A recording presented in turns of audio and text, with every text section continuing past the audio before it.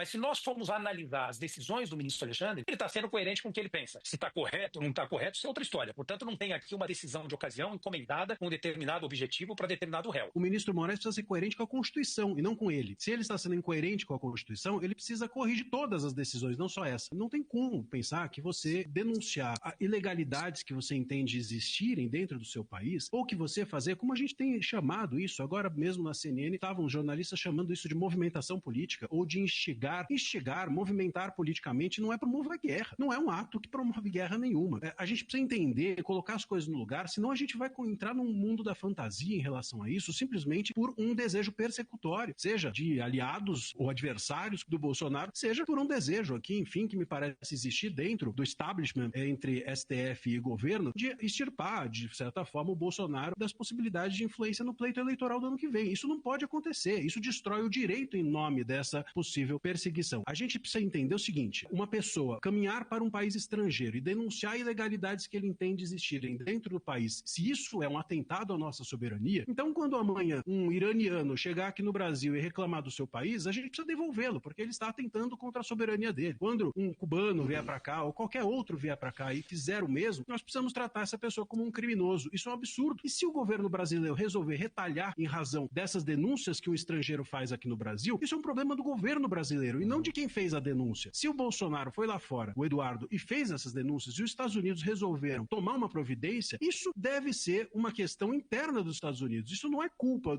de quem denunciou. Se o Eduardo denunciar as ilegalidades lá fora do Brasil é um atentado à soberania, a reação dos Estados Unidos também tem que ser considerada um atentado à soberania. E se os Estados Unidos atentaram contra a nossa soberania, a gente precisa então declarar guerra aos Estados Unidos. Até mesmo precisamos investigar o Trump. Talvez o Moraes deva colocar o Trump no inquérito das milícias digitais, como fez com o Musk. A gente precisa acalmar um pouco os ânimos para não perder o rumo da história e destruirmos não só relações internacionais, como o próprio direito, a estrutura e a essência dele em nome de um desejo persecutório.